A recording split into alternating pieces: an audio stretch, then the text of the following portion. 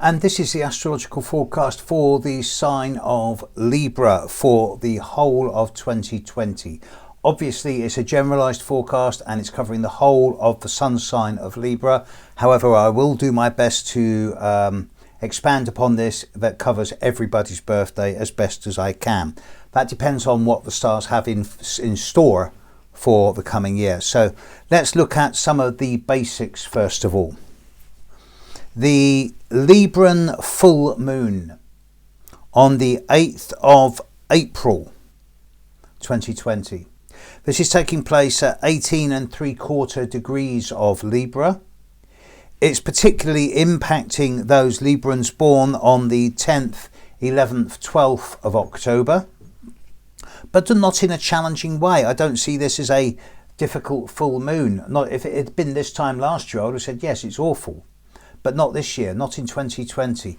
It's a time where you can bring a few things. In fact, for many of you, I'm going to suggest that that full moon in Libra on the 8th of April is a time where you can finally summarise and wrap up many of the problems of 2019, put them to bed, close the door, lock it, throw away the key, and you don't need to go back. So I'm quite happy about that full moon. It's a time of closure for many of you. The Libran new moon on the 16th of October. It is basically the most difficult new moon, or one of the two most difficult new moons of the year. It is taking place on the 16th of October at 23, nearly 24 degrees of Libra. And this new moon will be opposite Mars. It will also be squaring Jupiter and squaring Pluto. There are a few isolated times in 2020 where there are astrological and astronomical features going on in the sky, angular relationships between planets that point to extremes of behaviour. And basically there are, well, 2 or 3 separate times. This new moon on the 16th of October is in many ways one of the 2 most important times of the year. Now, particularly for you Librans, especially those of you born around the 14th, 15th, 16th, 17th of October, this is a time of caution, of not behaving in a headstrong, rash or impulsive way. It'd be very easy for you to bite off more than you can chew, to go over the top, to overreach and overstretch. Don't. It would be silly. You would regret it. And this applies to all of you, not just those people born around this time, the 16th of October. It's a very provocative time, and it's a time where the sensible person will either stay below the radar screen, or if they need to come out into the world, will behave in a way that's down to earth and grounded, and is seen as commonsensical and reliable. Mercury is going to be paying 2 visits to Libra this year because of its retrograde movements. Mercury will move into Libra on the 5th of September 2020, and it will move out of Libra on the 27th of September. But then it's going to move into Scorpio, stand still, go retrograde, and come back into Libra around the 28th of October, where it will then stand still and stop going retrograde on the 3rd of November before finally leaving Libra for the rest of 2020 on the 10th of November. So I do suggest to many of you that this time from perhaps say the 10th of September through to the 3rd of November, which incorporates this new moon on the 16th of October, is a time where there's going to be lots of words. But actions that go with those words will not work out the way you expect. It is a time of hype and spin, and of situations getting out of hand and out of proportion. So for all of you, I suggest that you can make decisions, but don't take actions. Wait until the start of November, because only from the 3rd of November onwards will you be able to say, okay, this is what I think, this is what I feel, this is what the yen or euro or dollar or pound signs say. Let's put it all together and make a consensus, and then I can make an informed decision from the 3rd of November onwards. So from the start of September to the start of November, things can get a little bit monkey poo. They can get a little bit out of order, a little bit all over the bloody place. So caution around that time. Venus will come home and visit Libra briefly for about 3 weeks, moving into Libra on the 28th of October and leaving Libra on the 21st of November.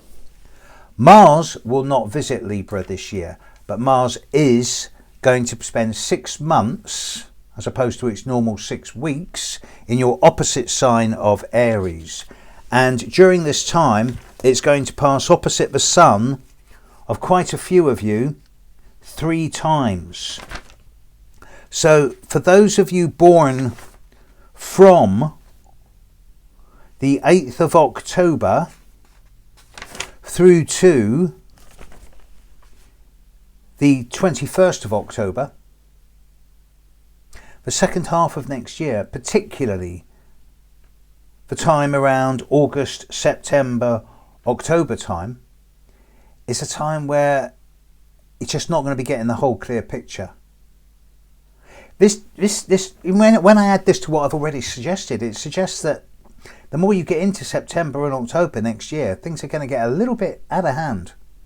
And it's going to be very difficult to make any type of action or decision without knowing all of the facts. And you're not in a good position to be able to get to know the facts until at least the 3rd of November, and more like the 11th, 12th, 14th of November, by which time Mercury's going to have left Libra, Mars would have started moving forward, things would have started calming down. Things will start becoming much more definitive, much more yes, no, black, white. This isn't all. Pluto's going to be squaring the Sun of those of you born around the 16th, 17th, 18th of October over this coming year. And here there's a degree of psychological intensity with the potential for things to get just a little bit obsessive compulsive. So for these people, I would also advise, particularly over that August, September, October time, not to be believing everything you're being told and to not take things at face value. Saturn will be squaring the Sun of those of you born from the 15th through to the 19th of October in the first 6 weeks of 2020, and then from the 19th of October through to the 23rd of October, from mid-February through to basically mid-December. So again, those of you born at the end of Libra, certainly from the 15th onwards, and definitely from the 24th, 25th onwards, 18th, 19th onwards of October, this is not going to be the easiest of years. It's a year of pruning, weeding, being selective, clearing the decks, letting go of things, people, situations and environments that are past their sell-by date and have reached the end of their shelf life. It's not so much loss, it's more clearing the decks so that when the future comes in, it doesn't have to negotiate old baggage.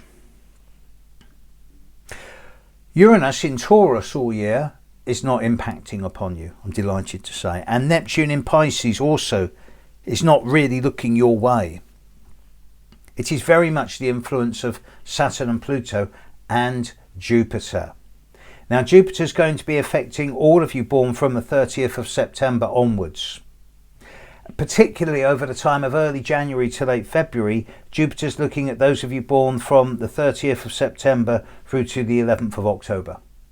And here things can get out of hand for 2 or 3 weeks at a time in the first couple of months of the year.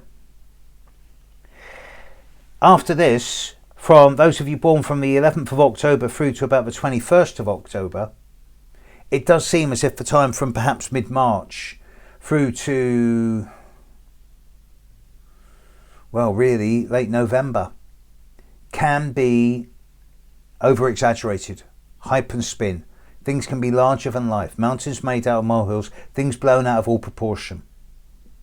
Because of this, I have to advise all of you, really all of you, yes, that the more you get into the second half of 2020, the crazier things are going to seem to be. But this is temporary. This is one of those rare moments where everything does get a little bit crazy for a couple of months at a time. And I'm really looking at the time of late August through to early November, 9 weeks, 10 weeks, when everything seems to compact and impact in on each other. So this is obviously not a good time for getting married or buying a house or buying a new car or making major changes to travel plans or doing anything that requires major changes, of course. Because otherwise you'll just end up doing the headless chicken. There is a little bit of hope on the horizon. Saturn will move into Aquarius, a sign you're quite comfortable with, at the end of March through to early July. So for those of you born at the very start of Libra, around the 23rd, 24th of September, you're going to find that the second quarter of this year is the start of a whole new cycle. And there's windows of opportunity here for professional situations to really start expanding and growing. So cautious optimism. This will become more and more amplified and obvious as you get into late December, when both Jupiter and Saturn will move together into Aquarius, suggesting that 2021 is going to be a much more fortunate and favourable year for you. But I'm sorry to say that whilst you're not the sign that's got the hardest of years, you're one of the signs that's got the hard years.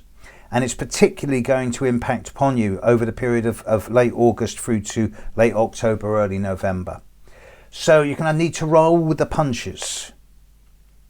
And you're going to need to actually deliberately choose not to take big decisions, especially if they involve a lot of expansion and growth.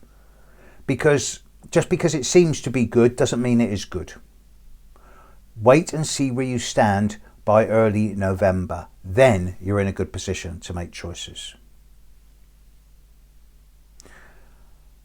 I want to thank those Librans who have helped me this year, particularly with the setting up of workshops and the lectures that I've done and the group readings and the travel and things like that. It's been brilliant. And for the donations, because this is my 10th year now of putting astrology up on YouTube for free.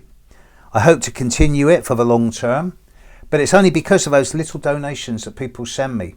People like you who just send me those little bits. It's what keeps me going. I couldn't do it without it.